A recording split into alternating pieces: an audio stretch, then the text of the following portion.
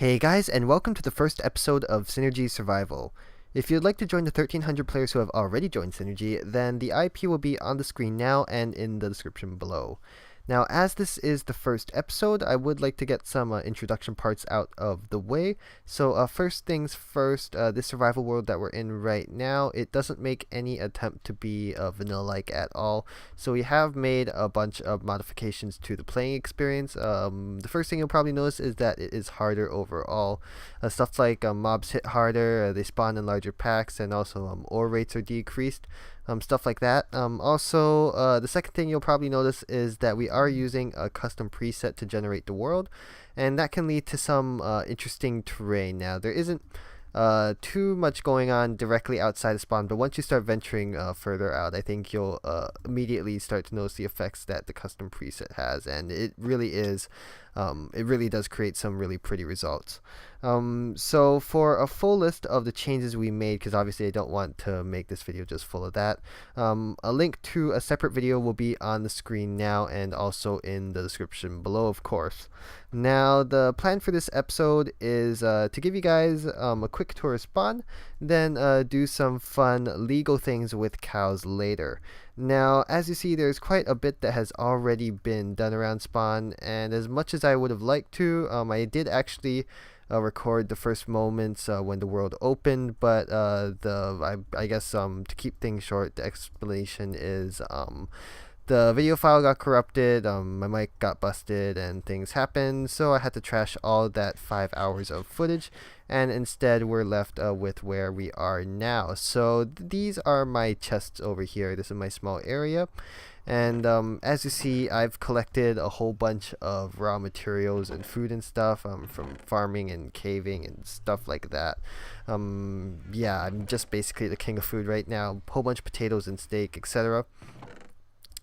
Not really much to show here. Like I said, ore rates have been decreased, so I don't have much in terms of diamonds and other things like that. Yeah, not much really to show here. I guess the tour spawn will be slightly more interesting. So as you see, I'm not the only one using spawn as a temporary living grounds. If we take a look around here, there's a whole bunch of just temporary chests everywhere. Yeah, that's I guess people feel safe here because this is a non-griefing and non-stealing server. So I guess they feel just the same as me, and they could leave their stuff here without people tampering with it. Now, if we go clockwise, I think that's the best way to do this. So if we go clockwise, of course, there's a potato farm where I got basically all my potatoes, and then down there is the strip mines, which I never use because I'm more of a cave mining person myself. Then if we skip the spawn building for now, we can see some farms over here. So there's a cow farm there, and we'll get back to that in a couple of moments. Then if we ignore the sound and go over the wall, you can see a giant wheat area that is also open to the public, and that's if you want even more wheat than what we have over here. Now, here we have some small areas for like a dock and sugarcane and more wheat. And finally, we have this tree farm area over here that currently features some dark oak and some spruce trees. So I guess that's it for the surrounding areas around spawn. But the spawn building itself, I think, is a really pretty. Melon BP is the designer of it, and he's the one who made it primarily. It looks really great in my opinion. Down here, it also has a bunch of utility as well. So first things first, obviously it has all the basics. Jukebox as well. Has ender chests, crafting tables, community chests, brewing stands, cauldrons, etc., etc. Here's the enchanting table if you ever want to use that. Nether portal, of course. And down here, if we just walk past the two PETA violations, we can come to the underground shop area. Now, I guess this is going to be for people who just want to create a quick stand or whatever. We are going to have, we're going to allow shops upstairs rather, for people who want to build like giant buildings outside or in the spawn area. But for people who don't really want to worry about buildings and just want to sell stuff, I guess the stand areas could be a good place for them to use. down here, I heard that this is going to become a post office, according to the sign right there. I guess people might be able to share letters over here or something. But if we turn around here, I'm probably will be moving my stuff down to this area over here, which is for intended locker storage, which does make a little bit more sense than me just spreading my chests all over the top spawn up there. Anyways, that is it for the grand tour of Spawn. Currently not a whole lot going on. Spawn, or not Spawn, but just the survival world in general has only been up for like a handful of weeks, so not much progress has been made. But yeah, that is it for the tour. I guess we can get started with the cow things now. So let me jump straight into that. Alright, so we are in one of the creative worlds of the server right now, and in front of me is the cow farm that I plan on building. Now keep in mind that unlike most things on my channel, I did not design this to be the smallest. Instead, the first goal I had was to make it look pretty, and the second goal was to make it resource efficient, because after all, we are building this in survival. Now of course you could make this smaller while also making it more resource efficient, but then you run into the issues of having the inputs being directly on dispensers, and it won't be nice, and it'll be ugly because you'll have redstone directly showing in the chambers and stuff. So instead I came up with this design, which I think looks pretty good with my relatively low building skills. It has the buttons in nice places, and also you aren't seeing much redstone going on in the chambers. So that's pretty good. Now the way this works is basically the same as every other cow breeder that I know of. So up here we have the button that is linked to the breeding chambers. The cows go up when you push the button which activates water, and you could just breed them like this. And the reason why the cows are in dual chambers is because first of all, I just think dual chambers look cooler. And then the secondary reason is that when you start having lots of cows, like I'm talking probably we're going to have over 150 in the breeding chambers, it does become hard to click on cows that haven't been bred yet, and because they keep getting in the way. So when you split them into two chambers, then it does become easier to click on them, so you can breed cows that haven't been bred yet. Then, as you just saw, most of the babies fall into the killing chamber, and after they grow up we can kill them. I'm a bit lazy, so I'm not going to wait for them to grow up, so we could just do this now. So they get caught on fire by the lava, and then when they're adults they'll drop loot, which would be of course steak and leather. I don't know where this raw beef came from. Probably when I killed them earlier when I was doing a pre-recording. But it should not be making raw beef, it should only be making steak and leather. And also when you breed them, and if you don't collect all the XP at the top, it'll fall to the bottom here, and then you could just use this little side chamber to guide the XP to you and get that extra level if you really want it. So yeah, that's basically it for the showcase of this cow farm. Not really much going on. Like I said, it's really simple. There's probably like 6 pieces of dust total in this entire thing. I can't really count. It's probably 1, 2, 3, 4, 5. Anyways, I guess that's it for the showcase. We can head back to the survival world where I can get started on building this thing. Alright, so I'm back in the survival world, and as you see here, I've sectioned off a little area for the cow farm to go, and I guess we could just get started right into it. So first things first, I think it would be a good idea to make the breeding cells. So blocks there, and then slabs on top, and then we need to place the water dispensers for the cows to go up and down with. So let me just grab myself my dispensers, and I guess we could also get rid of all this garbage I placed earlier. Yeah, just to prevent other people from building here. Then next, I guess we should do the killing chamber. So that'll mean that we need to place our hopper in chests, just like this. Whoops, not that one. Hopper goes there, so chest goes here. And then after this, we need to place the dispenser that is going to hold the lava bucket. And I think that's it for the quote-unquote layout. Next up, we can do the redstone, I guess.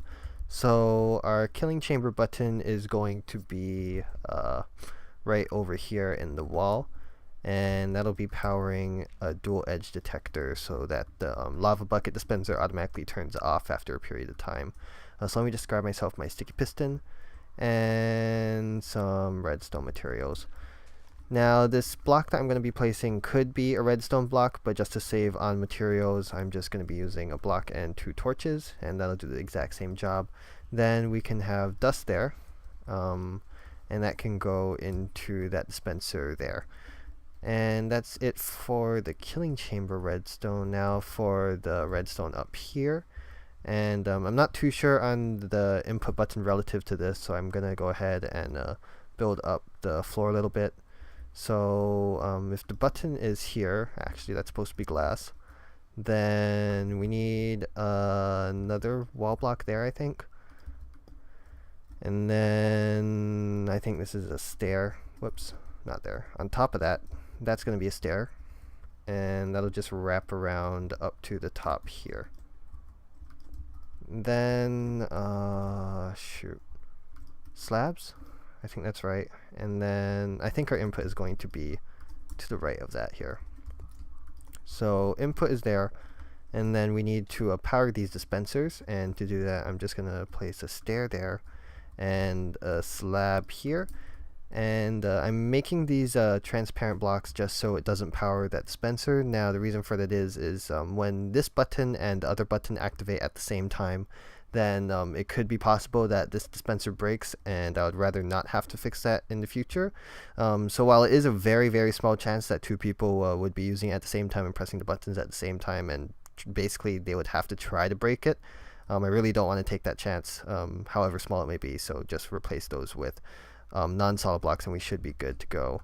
Then I could just finish up by closing that off and powering these guys. I could just use cobblestone there. And I think that's it for the redstone. I guess we could just seal it off with the casing next. And yeah, that should be good, I think. I could just fill this up with lava and these up with water. And then finally, I could place the glass, and hopefully I don't screw up because I don't have a silk touch pick to get them back yet. Glass just like this. I'm being extra cautious with my placement. Double checking that everything is good. I think so. Final glass there, and then we need glass panes on the top so you don't like fall into the cows and they don't come out and stuff. So let me just place one there. I think that's right. And one, shit. I forgot I need to actually put the cows inside. Okay, I have no confidence that I can do the cows correctly on the first try or even within a reasonable time frame. So I think I'm just gonna cut the video now and bring the cows over here. And yeah, I think I could work around this glass pane. I don't want to have to break that. I think I could just send them in through here. I think that's enough space for the cow to go in. Anyways, I'll be back in a couple of moments, and hopefully everything should be working. The world was underneath me, around me, above me. I could see everything and everything could see me. I found peace.